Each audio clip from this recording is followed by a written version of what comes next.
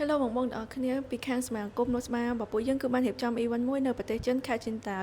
ដែលប្រពឡើងចំនួន5ដងមកហើយដែលមានឈ្មោះថា International Logistics Expo ដែលធ្វើឡើងនៅថ្ងៃទី4ទី5ខែមិថុនាឆ្នាំ2026ខាងមុខនេះ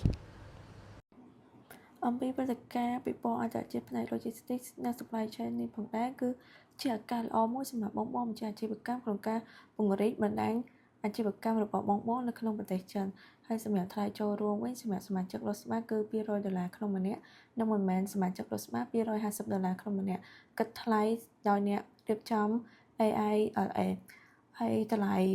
នឹងដែរគឺ include ទី1ការចុះឈ្មោះជាសមាជិក VIP ទី2បង្ហាញ logo លើ dashboard ទី3បង្ហាញ logo លើស្តង់ Losma ក្នុងករណីមានអ្នកចូលរួមយ៉ាងហោចណាស់10នាក់ទី4មានអាហារថ្ងៃត្រង់ចំនួន2ថ្ងៃទី5មាន Gala Dinner ចំនួន1យប់ទី6ការបង្កើតបណ្ដាញអាជីវកម្មជាមួយភ្នាក់ងារចិនជាច្រើនទៀតក្នុងចំណុចនេះដែរគឺមានការជួបជុំនិងទំនាក់ទំនងជាមួយភ្នាក់ងារអាជីវកម្មចិនបង្កើតដៃគូឬឱកាសសហប្រតិបត្តិការពង្រីកបណ្ដាញអាជីវកម្មរបស់បងនឹងឲ្យចូលទៅទីផ្សារចិននិងទីផ្សារអន្តរជាតិចែករំលែកព័ត៌មានធនធានឬកិច្ចព្រមព្រៀងផ្សេងៗទៀតបើសិនបងមានចម្ងល់ឬក៏មានជាសំណួរចង់ឲ្យខាងប្អូនបញ្យល់បន្ថែមបងអាចតាក់ទងមកកាន់លេខទូរស័ព្ទឬអ៊ីមែលនៅលើ poster បានណាបង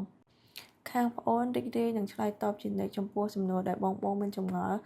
ដែលចង់សាកសួរមកកាន់ខាងប្អូនហើយបើបងមានចំណាប់អារម្មណ៍ជាន់ event របស់ពួកយើងបងអាចតាក់ទងមកកាន់លេខទូរស័ព្ទខាងលើនេះបាន